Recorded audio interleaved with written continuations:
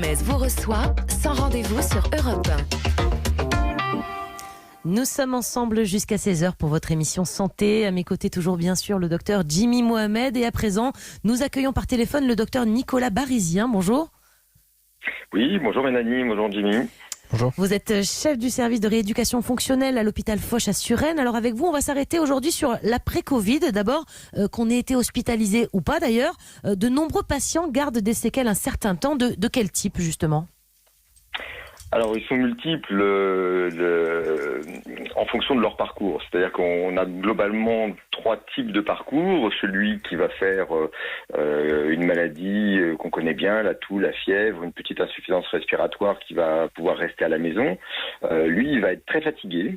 Il va avoir éventuellement les signaux RL qui récupèrent en quelques semaines. Et puis, on va voir ceux qui vont avoir besoin d'être hospitalisés et de passer quelques jours, quelques semaines dans un service médical avec de l'oxygène. Et puis malheureusement, le parcours grave où ces patients hospitalisés vont s'aggraver et vont devoir passer en réanimation. Et donc là, à ce moment-là, en plus de la fatigue, va s'accumuler des pathologies qu'on connaît bien en réanimation, qui sont très particulières dans le Covid, parce que ces périodes de séjour en réanimation sont particulièrement longues. Oui. Voilà, qui touchent la fonction globale de l'organisme. Moi, je vais pas parler de ce qui est le cœur, le rein, ça c'est vraiment de la réanimation, mais le muscle et les articulations. Et effectivement, ils peuvent conserver des séquelles qui mettent un certain temps à récupérer. Et c'est là-dessus que vous intervenez, on en parle. Ouais. Oui, pardon. Voilà, c'est dans ce contexte-là qu'on essaie de les accompagner vers un retour à une vie la plus normale possible, une fois que l'épisode grave est passé. Jimmy ?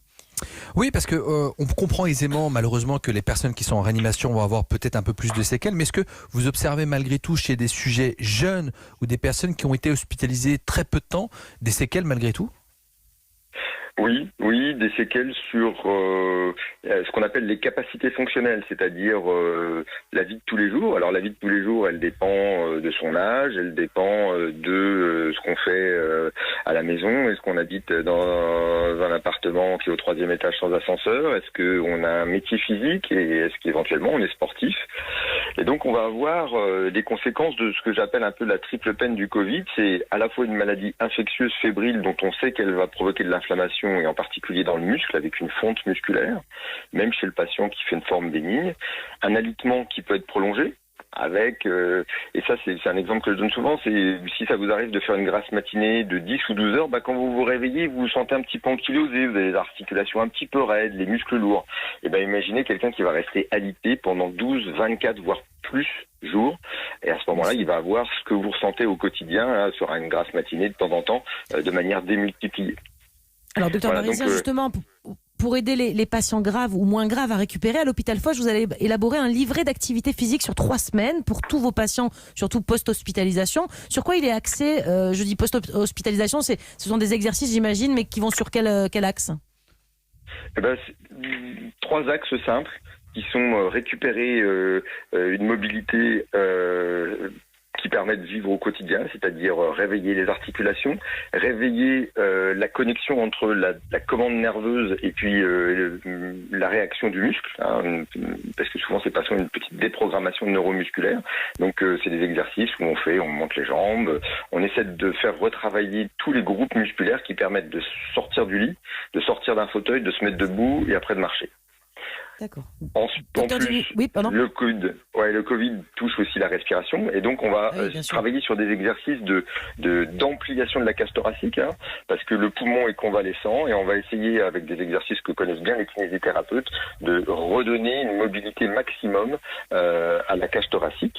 Et puis les patients se plaignent souvent d'avoir mal au cou, des cervicalgies parce qu'ils sont restés longtemps alités, parce que les muscles du cou sont assez sensibles à ces orages inflammatoires et ils ont souvent très mal au cou et donc on a jugé nécessaire de faire quelques petits exercices pour dérouiller un petit peu tout ça. Et justement, docteur, Jimmy, allez-y, oui, justement, des patients qui n'auraient pas été forcément hospitalisés, mais qui gardent malgré tout, je constate une toux un peu résiduelle, une fatigue un peu à l'effort. Est-ce qu'il y a des exercices qu'ils peuvent faire d'eux-mêmes ou ils sont obligés de passer par un kiné qui va d'abord leur montrer les choses et puis ensuite faire les exercices par la suite par mimétisme ? Non, tout à fait. C'est des exercices qu'on peut faire en auto-rééducation. Ces exercices-là sont validés et éprouvés. On sait qu'ils n'ont pas d'effet secondaire. Et effectivement, quelqu'un qui aurait une forme relativement bénigne pris en charge à la maison et qui voudrait récupérer ses petites fonctions, voilà, une petite toux résiduelle, la nécessité de récupérer un souffle qui n'est pas court au moindre effort, ça pourrait tout à fait faire ce type d'exercice. Après, effectivement, les patients qui ont des symptômes qui persistent nécessitent d'être pris en charge par des professionnels de santé que sont les kinésithérapeutes pour ça. Mais effectivement, ces exercices simples pourraient être faits en auto-rééducation. D'ailleurs, c'est le but du jeu, c'est que on apprend aux patients à les réaliser pour qu'ils soient en confiance, qu'ils récupèrent confiance dans leur corps, pour qu'ils puissent le faire en autonomie et en auto-rééducation à la maison, tout seul, en suivant un petit livret très simple, parce que il faut que ça soit simple pour que ça soit observé. Merci beaucoup, docteur Barizien, d'avoir été avec nous pour nous détailler de quelle façon donc la rééducation se déroule aussi après le Covid. On l'a compris, les exercices avec les kinés ou seuls à la maison dans l'après, c'est aussi fondamental pour remettre les patients sur pied. Merci encore.